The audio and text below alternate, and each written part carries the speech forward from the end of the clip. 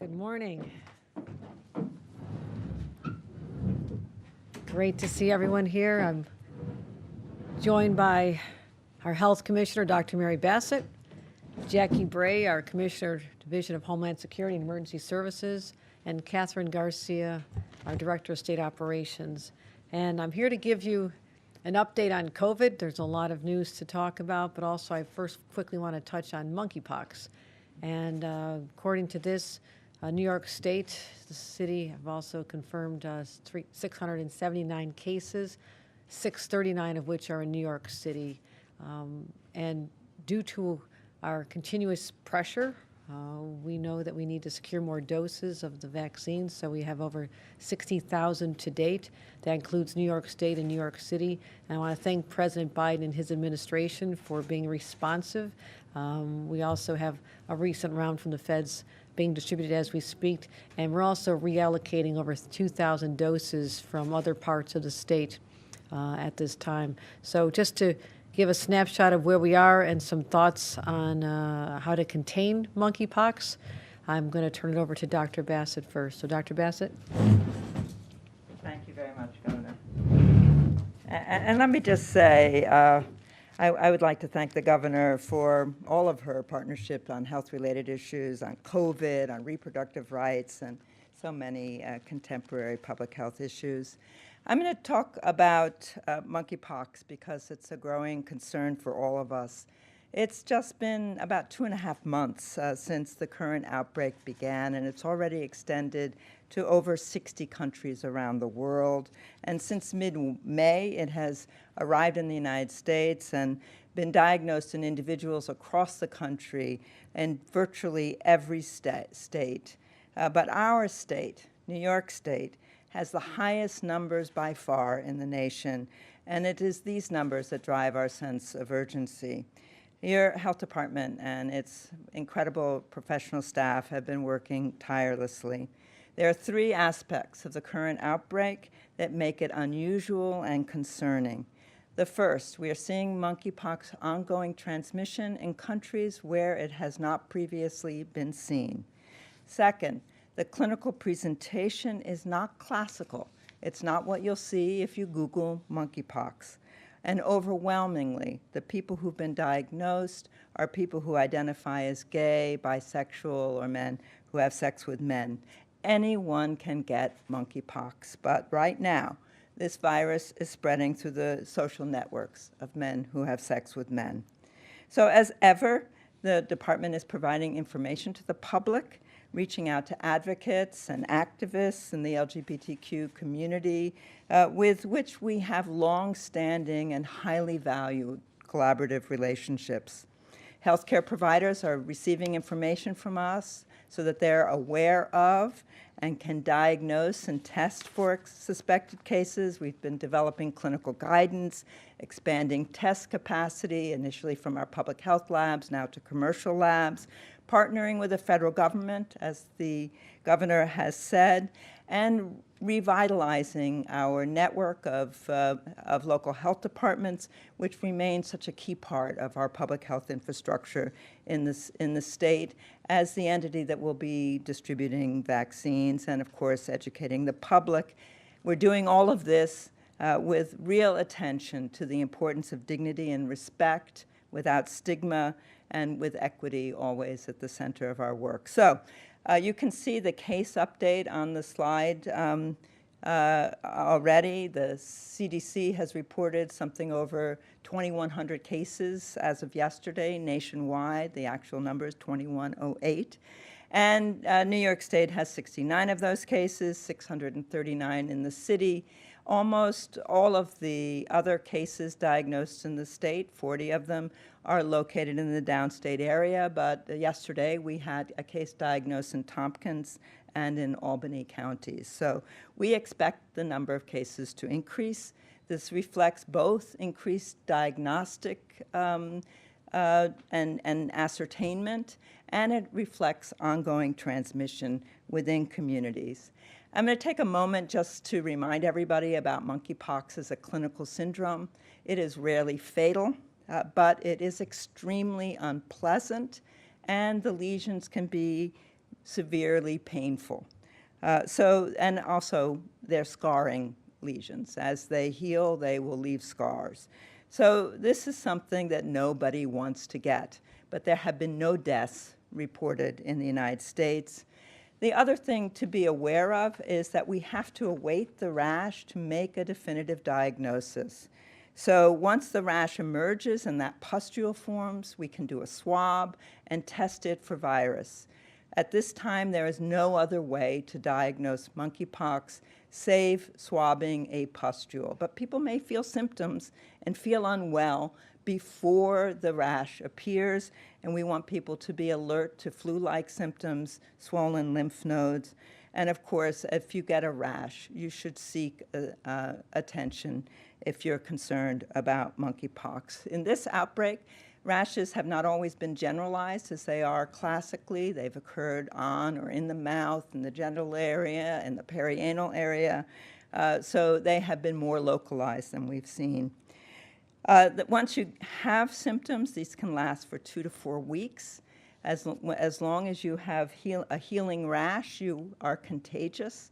You have to wait until all of the pustules have scabbed, the scab peeled off with healthy skin beneath before we can be confident. This can take 2 to 4 weeks.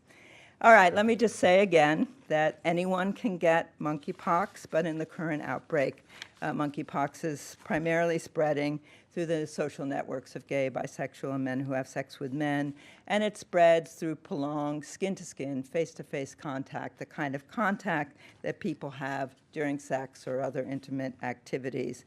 It's important for New Yorkers to protect themselves, the people they love, their friends, their community, and it's important to ask sexual partners whether they have a rash or symptoms that are consistent with monkeypox, and to avoid skin-to-skin, face-to-face contact if you have a rash or if you are having intimate relations with somebody who has a rash. Consider the level of risk in clubs, raves, saunas, parties, other places where people are having contact with multiple individuals, and consider these to be high-risk situations. Again, consult a healthcare provider and follow provider recommendations for testing. I'll reiterate that the testing does depend on a lesion. All of us wish that there were a rapid test, as there is for COVID, but there is no test like that at this time. We have in this state 2 outstanding public health labs. The Wadsworth Center is able to process about 240 specimens a day. We continue to have capacity. We have no backlog of untested specimens. And as I've mentioned, we now have commercial labs bringing on board I misspoke. The same people who are responding to monkeypox are also working hard on COVID, which we'll turn to in a moment. I also just want to say a word about treatment. Treatment, there are antivirals available for treatment, but for most people, the treatment will be symptomatic. It's aimed at reducing symptoms, keeping that rash clean, dry, protecting against additional, possibly bacterial infections, avoiding sun exposure, taking time to go to a healthcare provider to talk about over-the-counter remedies like calamine lotion and other topical aspects that can help with the itch of the rash, and also things like lidocaine jelly that can help with the pain of the rash. Over-the-counter stool softeners may help with the pain in perianal area. The vaccines is the next thing that I'll turn to now. Because of a limited supply, our eligibility criteria continue to be based on people at highest risk of exposure or people who have been exposed to monkeypox. And that includes individuals who've been exposed in the last 14 days and those at risk of recent exposure to monkeypox. That includes members of the gay, bisexual, transgender, gender nonconforming communities and other communities of men who have sex with men. The window for contact is the last 14 days, and people who've had skin-to-skin contact in a network where monkeypox transmission is ongoing are also eligible. We are distributing this supply through local health departments who are using a variety of strategies to ensure the vaccine is made available and that it is made available in an equitable fashion. We do not at this time have vaccine to provide vaccination to everybody who wants or needs a vaccine. We continue to advocate for more vaccine from the federal government, and in this, we have this active support of our governor. On the slide here, you can see the website where you can get more information about monkeypox, and we have a texting program that people can enroll in, either in English or in Spanish, and you can see there the text number is monkeypox to 81336. So with that, let me thank you, and back to you, Governor.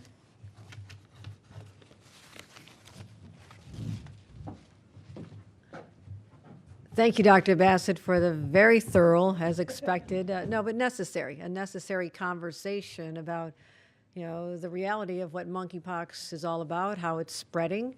The numbers are continuing to go up, and we need to be transparent and communicate as openly as possible with the public about how it's transmitted, what the remedies are, and how we're working really hard to be able to secure more doses to protect everyone.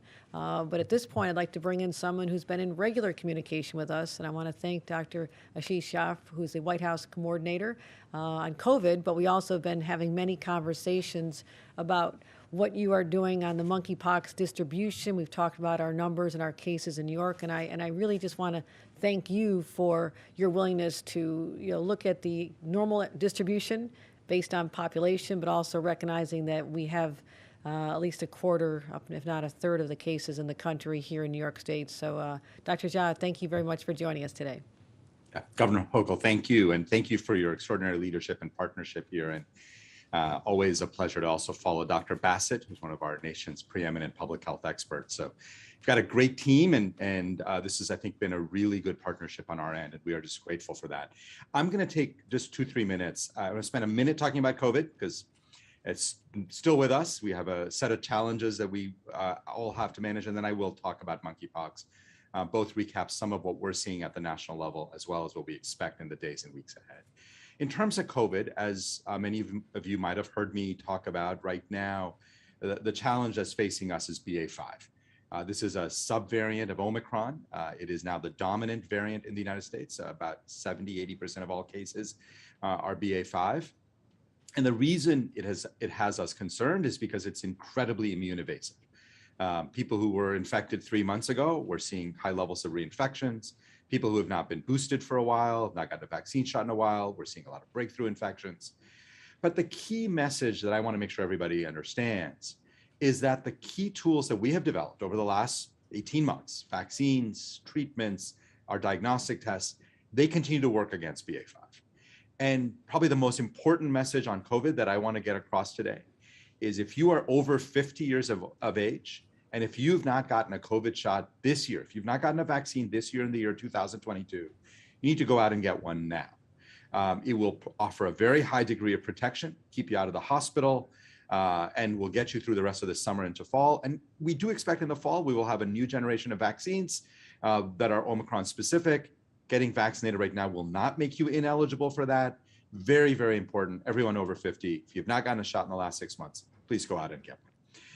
And as I said, the other part is our treatments are continuing to work. If you're over 50, if you have any high risk conditions, if you have a breakthrough infection, get treated. New York has been one of the national leaders on setting up easy access to treatments through test to treat sites, a whole set of ways that New York is really leading the country.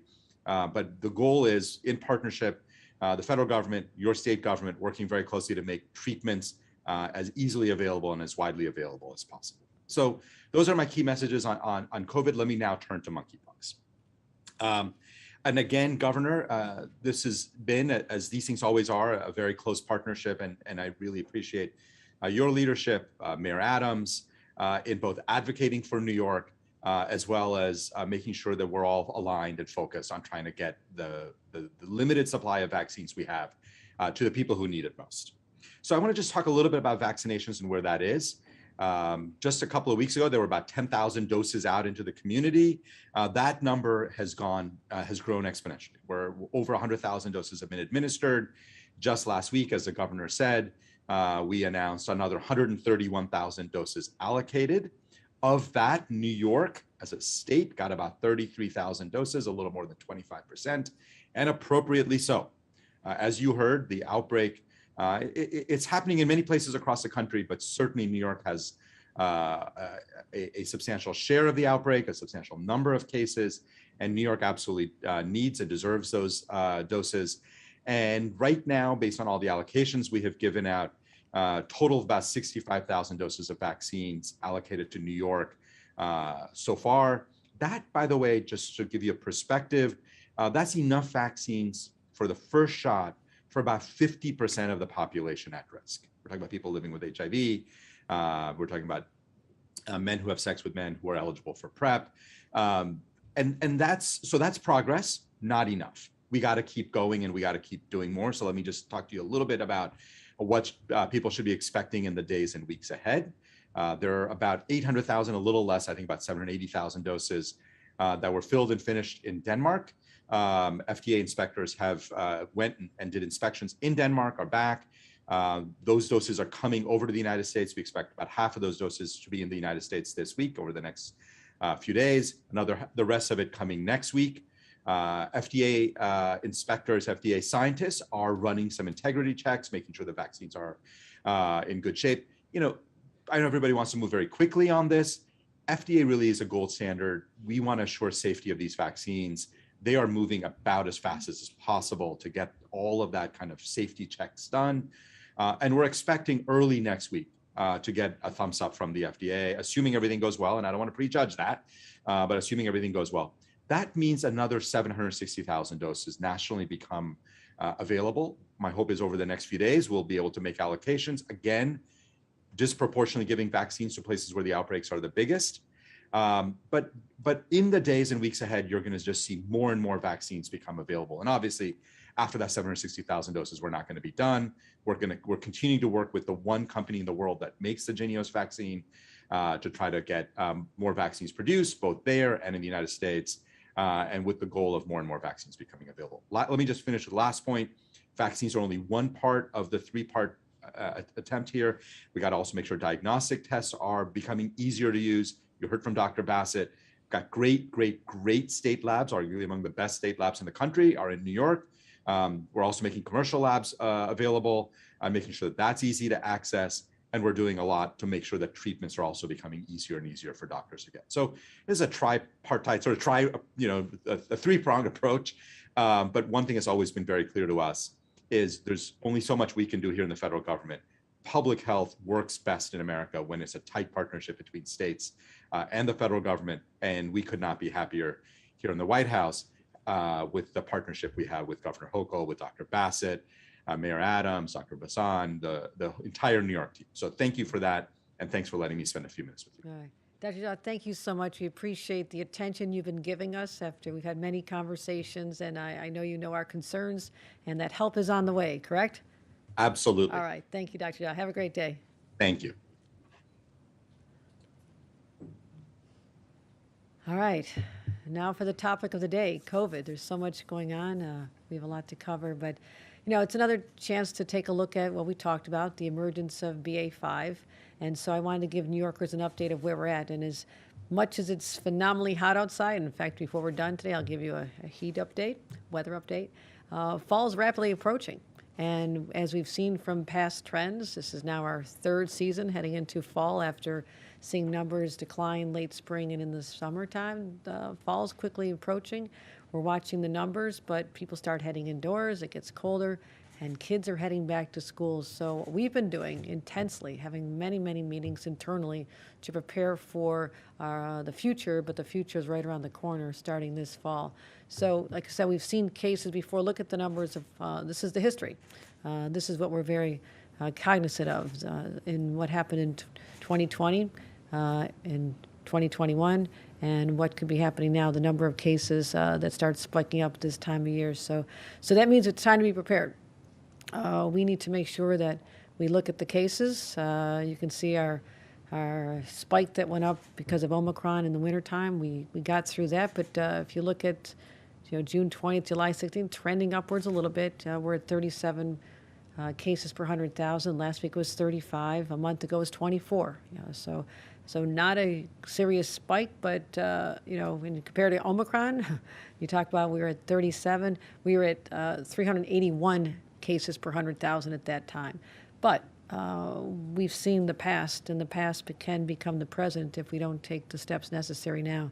Again, look at the July 16th numbers, just a little creep up there. New York City being one of the, the highest right now. Hospitalizations, this is what we watch at the Hawk.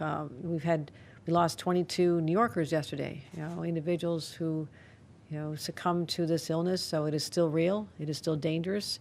And, we are looking at hospitalizations trending upwards. A month ago it was about 9 per 100,000. Today it's 12, almost 13 per 100,000.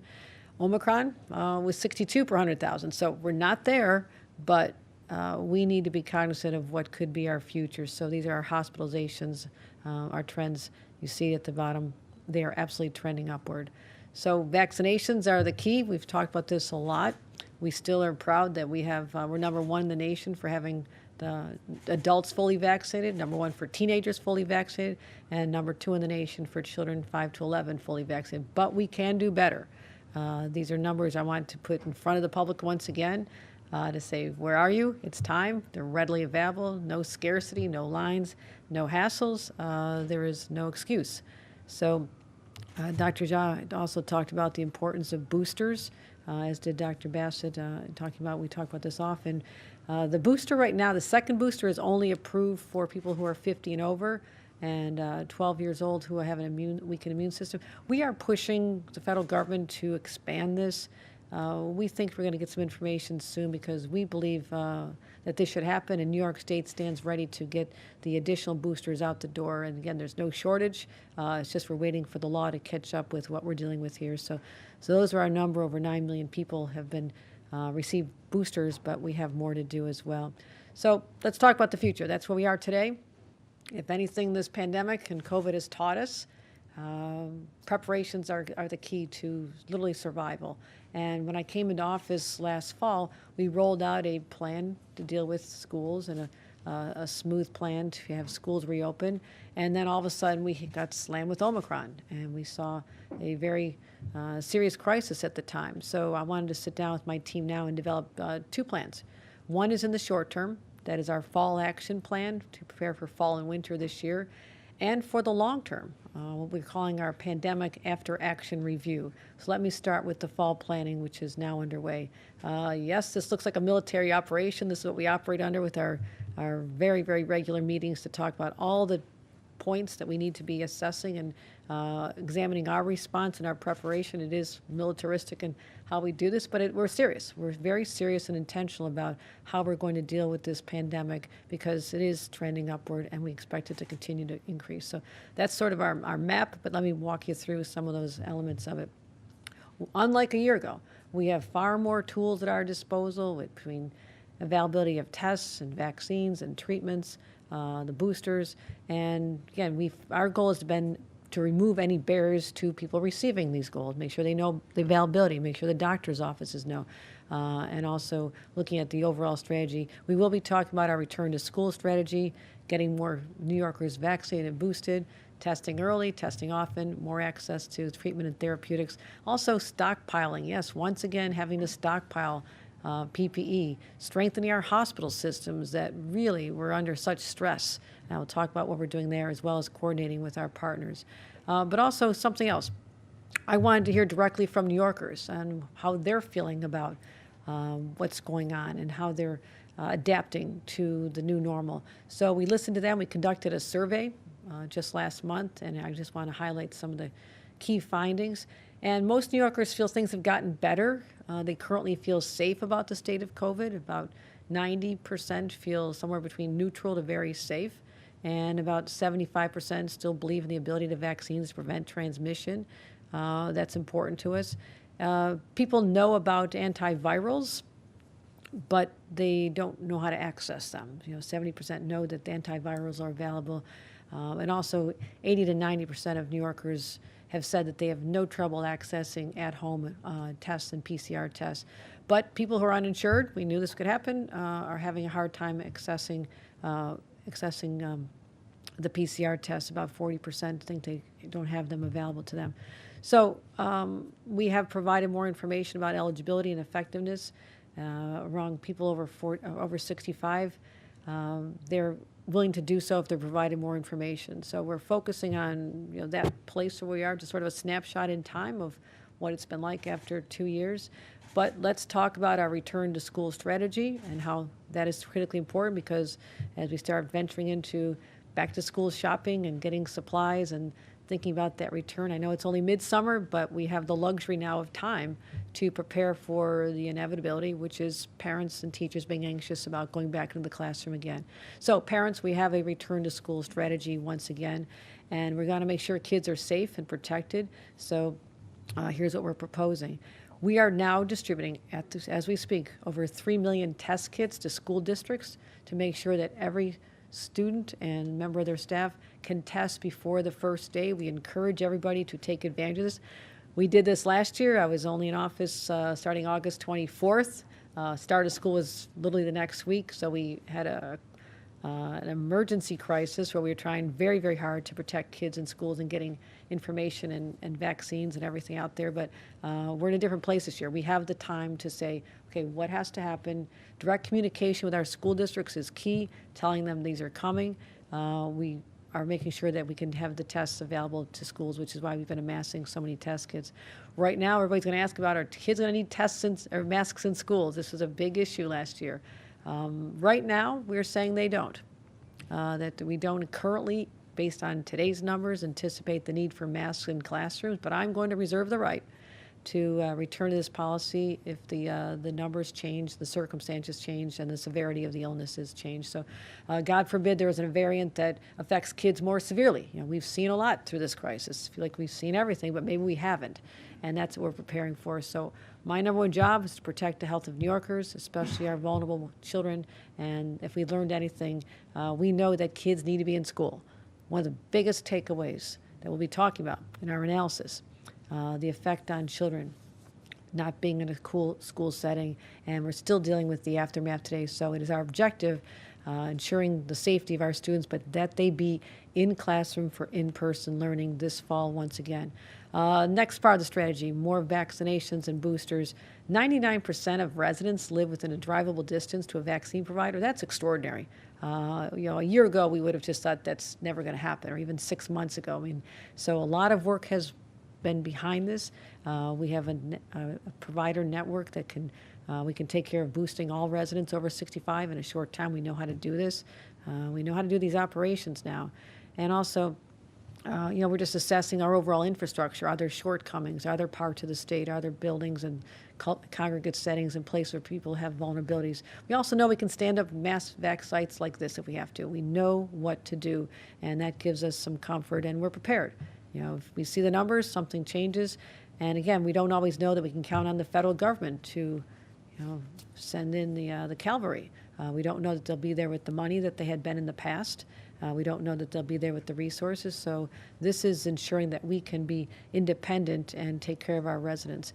Also, a part of our strategy is to continue with the testing. And what we did, and I'll never forget these dates because it was November 26th, because we're doing a lot of holiday briefings around Thanksgiving and Christmas Eve and New Year's Eve. I think a lot of you may recall that. We saw that the spike in Omicron went from being just named on November 26th, our first case around December 1st or 2nd in New York, and all of a sudden the numbers were off the charts. And that was right when we were talking about kids being home for the holidays, gathering with all their relatives, super spreader events around the holidays, and then kids returning to school shortly thereafter. So what we did, in a very intense way, really in a crisis situation, we had to amass as many test kits as we could, because if we didn't have them, we were not going to be able to send kids back to school. So we were so aggressive in this, and I'm proud of what we did. We talked about this at all of our briefings, our daily meetings, how we could amass over 100 million test kits so we could open schools and keep our prisons safe, our nursing homes safe, and make sure that there was no shortage of test kits once they became available. And we had more than any state. I think there's at one time we probably had more than the federal government, because people were calling us. Other states were calling us, asking if they could borrow some of ours, because we jumped on this immediately to make sure that we could never have to say no to anyone who needed tests done here in the state of New York. So right now, we have a remaining stockpile of about 20 million, and that's dedicated toward our fall effort to protect the kids in schools. There's 2.6 million children in schools, plus support staff and teachers. So we're going to get the 3 million out right away, but then we'll have enough. But also, so we had that emergency situation. We had to do a lot of ordering, short time frame. But now, because we have the benefit of time and analysis and projected trends, we have an RFP out in the field right now to help ensure the continuous supply of tests. So that's being back soon, Jackie Ray? Yeah, the plan is to have tests in hand from that by the fall. Okay. So we have enough, but we also have to anticipate a challenging fall once again. And the tests have been extraordinary. The availability of them is just, I guarantee, has stopped the spread when so many people can just test early, myself included. Make sure that we adapt our behaviors. We stay home if you test positive at home. So we also have massive capacity in our labs so that we can do over 500,000 PCR tests every single day if necessary. We're working with our local health departments in a way that they know that we count on them as real allies. So if we need to reactivate any local test sites, we will be able to pull this off as well. Access to treatment and therapeutics, that's our next step. We have 44 test to treat sites, but also, as I mentioned, a lot of people know there's therapeutics out there. They don't know how to get them, which is why we put forth this treatment hotline. Literally, you can call this number, speak to a practitioner, and be able to and get to treatment. That was not the case before we put up this phone number, so we want people to take advantage of that. And about 40% of our pharmacies receive a direct supply of therapeutics from the federal government. So that's an important part of what we're doing. So let's get people, this hotline we just literally launched about a week ago. Just want to give you some numbers from our 1-week-old hotline to call for treatments. We've had 275 calls. We had 198 clinical assessments, and we had 131 doses of antivirals prescribed, again, to people who did not have access to their own practitioner. So please call for help if you need anything. We're there to help and make sure that you are not left without the treatments you may need. And also, we cannot forget the effects of long COVID. There are still people hit so early during the pandemic who have that loss of energy and feel that their senses are not what they used to be. And just a lot of, it affects everybody so differently. Earlier this year, Department of Health, we talked about engaging a discussion with researchers and clinicians and scientists and how we deal with long COVID and help advance research toward a treatment. And just to have people take this seriously and recognize that these are real. And it's a huge source of anxiety for people who are dealing with this, but they need to know we hear them, we understand what they're going through, and we're going to be there to help them as we approach the future. I mentioned stockpiling. Didn't think we'd have to do it, but I'm not going to be caught off guard here in the state of New York. We're going to make sure that we have over 60 days worth. We have, as I mentioned, 20 million at-home tests, but also our PPE is going to be there heading into the fall. Strengthening our hospital systems. This is a topic of another whole conversation. It is a fact that our hospital systems, many places, were overwhelmed. We had different spikes in different parts of the state, even as late as this spring, we were setting in the National Guard. It seems like a long time ago. This winter in the spring, we had National Guard going into hospitals and nursing homes to help with the shortage of workers to help people heal and get better from not just COVID, but from whatever they're in the hospital for. So huge lesson we learned was to make sure that we have enough beds and resources available. And so we're continuing to keep our surge operations center open where we can deploy people to different parts of the state. We don't want to shut this down. We don't want to remove any authority we need to make these decisions. We don't want to take our foot off the pedal because we know from the slide you saw earlier that the trend is that the numbers will go up. So that's what this has been all about. And it's just, on top of that, we're investing over $20 billion to help our healthcare economy overall. Raise the workers' pay, get them to stop leaving, improving infrastructure, and incentives for more people to want to join the workforce. And as I mentioned, continuing our surge operations. And we have staffing contracts that we're going to keep in place that we can reactivate people with 5 days' notice. That is a tremendous savings of time when you're in an emergency situation you want to be able to take advantage of. So we need that flexibility. We still have that flexibility. We're not ceding that flexibility as long as we're still in this environment. And I look forward to the day when we don't need to have those concerns, but also coordinating with our federal partners. We have a deep relationship with the White House, which is great. Dr. Jha and others who are continue to work closely with us. So those conversations are ongoing. So that's our fall plan. A lot of time and energy going into all the different buckets. So everybody should have their own fall action plan. Stay updated on your vaccine and booster doses. Test often. I keep test kits by my bed just in case. When I was off to see my grandbaby, I was going to be tested before I went and saw her. Everything's good. And just talk to, if you test positive, talk to your healthcare provider or call our hotline, and we'll be able to help you out there as well. So I mentioned that's the current operations. That's very much underway. Let's talk about the aftermath of what we've been going through already. As much as I'd love to stand, I thought we'd be able to launch this when the pandemic is gone. It is becoming clear to me that it's not gone, so we're not going to wait any longer to start some analysis. And so since March, we've been talking about this in anticipation of a day when this would be beyond us. But I want to start moving ahead right now. So we're going to have a pandemic after action review. We're not required to do it. It's not mandated by law, but it is something I feel is important because New Yorkers deserve the best from their government. They need to identify what worked and what did not work and why. And I believe it can not just be a guide for future leaders in the state of New York, but also for other states as we respond to not just COVID, but to future emergencies, because we had to deploy all the resources of state government. We have been doing so continuously. And how is that going to function under different circumstances, different emergencies, and best practices, and also decisions that you would not want to make again in the future. So no state has done this. We'll be the first in the nation, and we do hope that this can be a blueprint for others to follow. So today, I'm pleased to announce that we are posting a request for proposals, RFPs, to continue moving this after-action review forward, specifically to review our COVID response, identify strengths, best practices, as well as deficiencies, provide key recommendations, and prepare a planning guide for the state to use in future emergencies. So this is going to be an important resource for us. It's not going to be done overnight. It's going to take a fair amount of time, but we're going to get it right. We're going to be covering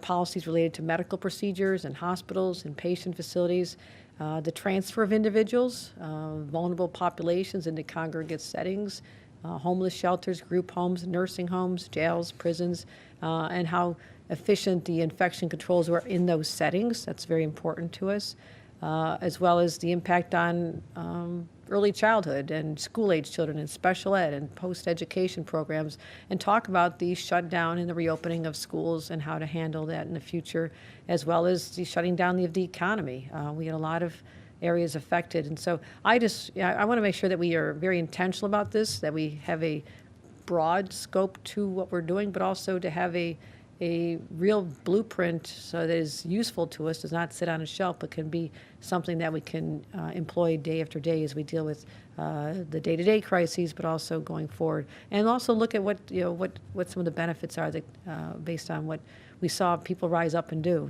the whole future of remote work and areas of telehealth services. There are a lot of good things that came as a result of the pandemic. So we're going to determine also, factors that were used to determine which businesses and industries are considered essential and for what purposes, as well as how we secure essential goods and services to meet New Yorkers. The food supply that was disrupted, the supply of PPE and protection needed for workers. So we're going to also talk about the coordination between the federal government and other localities, counties and cities, and making sure that communication is always tight. Communication with the public is important. We're going to be how data was shared, and all the staffing and expertise required to implement these emergency procedures. So this will be a one-year contract. I've asked for initial findings in 6 months to make sure everything's on track, and we expect to be able to present a review within a year, because this is going to be thorough. This is for the ages. This is something that we're going to continue to rely upon, again, through other crises, to make sure that we are operating at the top of our game, in a sense, that there are no areas that we would leave untapped or areas that need remedy that are not fixed going forward. So these are some of the areas we're going to be focused on. And again, it's not going to conflict with other ongoing reviews. That's important. But what I want to do is look at, not interfere with other inquiries that are going on, but look at what I have the authority to do, and in my capacity as the state's top executive. So I authorized a look back for us to examine what happened in the past, but the whole purpose is to look toward an eye toward the future and how we prepare for that, and making sure that we are independently running this. So to oversee this process, I'm going to announce that Jackie Bray, our Commissioner, Homeland Security and Emergency Services, will be involved. She was a key member of the team starting right around when Omicron started, or around that time. So she was brilliant in her execution of what we had to do. She's responsible for finding the way that we got those 100 million tests when we needed them. I want to thank her for that effort.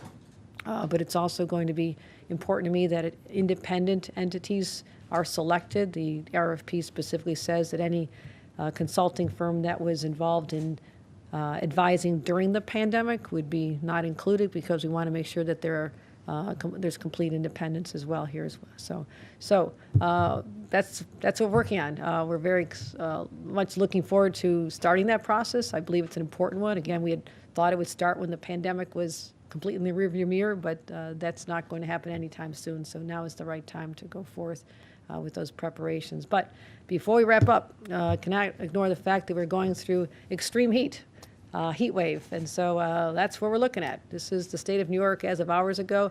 Jackie Bray, when she's not worrying about COVID response and now managing the comprehensive scale of our after-action report, she gets these on her desk about every few minutes or so. They keep updating it. So we're going to have extreme heat throughout the state, possibly going into over 100 degrees. And so just to let you know what we're focused on, we are working with DISH's, Jackie's agency, to monitor weather conditions, coordinating our response. We are also, and this is really important, in constant communication with the utilities. Can they handle the capacity? What this is going to do for the effect on the loads, and working sure that they're able to manage the need for increased capacity as people continue to keep their air conditioners running and try to escape the heat. Also, we're monitoring air quality. We're going to continue, if necessary, issuing air quality advisories if we need to. So again, we'll do what we can on the state end, but avoid going out in the peak hours. Stay out of it. Stay hydrated. Keep your pets inside. Check on your neighbors. Be aware of any other induced illnesses. So just look out for everybody. But if you have anybody who needs help, make sure you get hold of our Office of Temporary Assistance, and also keep track of our local weather forecasts. And so that was a lot today, a lot going on, but it's important. Communication with the public through the media, and I appreciate those of you who came through the heat. I guarantee it's going to be a little bit hotter when you leave the room, since this went on a long time, but I appreciate you being here. It's really important that we have this two-way communication to get out to the residents. But I have the dream team here to answer any specific questions on what we're doing on monkeypox, on COVID, dealing with extreme heat, and our after-action review if there's any questions. So happy to open up at this time. Yes. Hi, good morning. So I have two questions on monkeypox. The first is, Dr. Bassett, can you talk a little bit about how uncontained this virus is? Like, is it kind of like measles, where if it's 12 consecutive months, it becomes endemic? I just wanted to get a better sense of like how we're handling, this critical period and explaining that to people. And then I have a second question that's a little bit broader, if I could give you time to answer that. Well, thanks for that question. The first thing, just to reiterate again, that it's not aerosolized in the way that measles is or COVID is. This is spread principally by skin-to-skin, face-to-face contact, meaning literally face-to-face. So in the current outbreak, we understand most of the transmission is occurring through that contact, which is often sex, which involves obviously skin-to-skin, face-to-face contact. So we have tools that we did not have with COVID. We have a vaccine, we have treatment, we have limitations, and we have diagnostic testing. You all know that we've had limitations to those, but I still consider this containable, and at least certainly within our country. I've mentioned that I don't know, the last number I saw was 68 countries. That's a different challenge. And of course, in West and Central Africa, it's been endemic for decades. But in the United States, I consider it containable. But we have to act, and we have to think about prevention as well as vaccination, avoiding exposure. That was your first question. And then my second question is, I spoke with Congressman Richie Torres, and he's kind of slammed the government's response to monkeypox, saying that the delays, and ignoring an existing playbook are part of systematic discrimination against queer people. I've been hearing this on the ground from just local queer New Yorkers who are looking to get a vaccine. I was hoping that the governor or the health commissioner could respond to that sentiment. Would you like me? Okay, thank We'll you, begin Governor. both to. Go ahead. Yeah, well, let me just say first that I do think that there's absolutely historical discrimination that exists around monkeypox, which was ignored as a communicable disease as long as it affected Africans. So it has been endemic in at least 8 Central and West African countries, and vaccine was never offered to that population. And we've seen escalating number of cases in those settings in recent years. Part of the reason that we had a limited vaccine supply is for that reason. It was really made available mostly for protecting people from small outbreaks that came here, for example, in 2003 with the prairie dog related outbreak. So that I would absolutely agree with Congressman that this is discriminatory. We live in a global world, and there should have been more concern about monkeypox sooner. With respect to the current outbreak, which from its beginning in Western European and other countries, it's now on every continent. It is affecting largely gay MSM communities, and I think that we're all mobilizing as rapidly as we can to address that. I just can't agree with the assessment that this reflects an indifference to the MSM community, but there is not enough vaccine. We've all heard there's one manufacturer that was not producing for population approaches to controlling monkeypox. They're revving up production, more vaccines on the way. I think you did a good job answering that, Dr. Bassett. So any other questions? Governor, you said that at the moment conditions don't necessitate masks in schools as you see it, reserving the possibility that health conditions could change. How do you view right now the necessity or lack thereof for masks in MTA assets, and what might change your mind? This is an area I was asked about in the spring, and I said, let's see what happens in the summer, and it's summer and the numbers are going up. If we had flatlined, we'd be able to make a totally different decision, which I had hoped to be at. We're not flatlining. The numbers went from 24 per 100,000 a month ago, 37. I mean, does it stay there? Does it keep going up? So, we'll continue wanting people to wear masks when you're sitting with complete strangers, sometimes in a packed situation, and it's sometimes hot, and there's the opportunity for transmission. I think it does give people that sense of security. We are trying very hard to encourage people to come back to work, use the subways, but they have to feel safe and secure. So we are going to continue monitoring it, but the numbers would have to be lower than they are right now and consistently lower. So we're seeing a trend toward the fall. If the trends defy history, I'd be very happy to know that, and I'd be willing to make the changes at the time. Governor, can I ask you just about published reports talking about this company, Digital Gadgets, which got state contracts? Turns out the owner had contributed to your campaign. I'm wondering if you can comment on that specifically, but also, is there a larger problem here with the extension of the executive order granting emergency powers, that some of the regular processes for letting contracts is being bypassed and not having the proper oversight? I think the situation that I just described, what happened with Omicron, we thought the numbers were looking good in November. End of November, Thanksgiving, we're hearing about a new variant, and we are slammed with it by mid-December all the way through January. The numbers were among the highest we've seen ever. If I didn't have the flexibility that the emergency orders gave me, and I had to go out to a lengthy RFP process, which is what we're doing now. Again, the difference is we have time now. We have some stockpiles to rely on. We're going to go through that process because I believe in that process. But there is an emergency. I know New Yorkers expect us to take care of them and their health. And finding the only provider who could get their hands on this, and I'll let Catherine or Jackie describe what it was like. as people were racing out to JFK, waiting for planes to come in, loaded with the only source we could find, and we locked up that source. I was not aware that this was a company that had been supportive of me. I don't keep track of that. I truly, here's my team, they have no idea. But the fact that there was someone who could meet that need at that time allowed us to deliver critically important test kits when nobody else, including the federal government, get their hands on them. As a result, we got kids back in school in January as opposed to sitting home another semester. Would you like to comment? Yeah, certainly.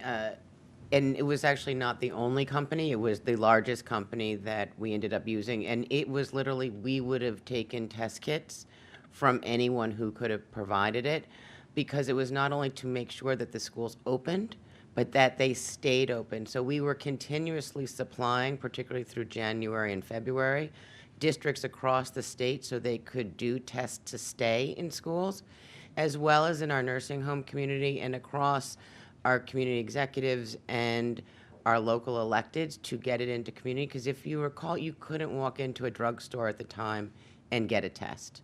That was just not available, and it was moving so quickly that we did literally get calls from other states who were trying to do the same thing, provide tests to kids and to teachers ahead of the opening of schools, because there was a lot of talk at that time about delaying school opening, and the governor had been very clear that the priority was to make sure kids were physically in school buildings for their education.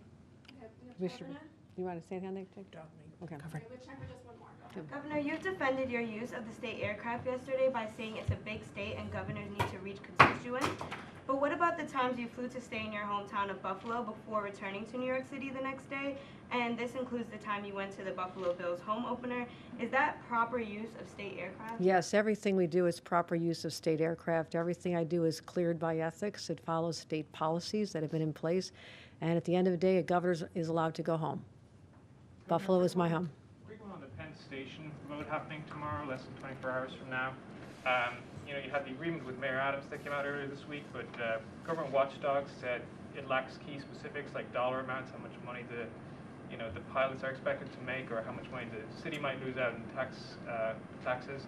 Can you say why you're not releasing these kind of details, even though we're less than 24 hours from a vote? No, this has always been a flexible framework, and you have to follow certain steps to get to the next one.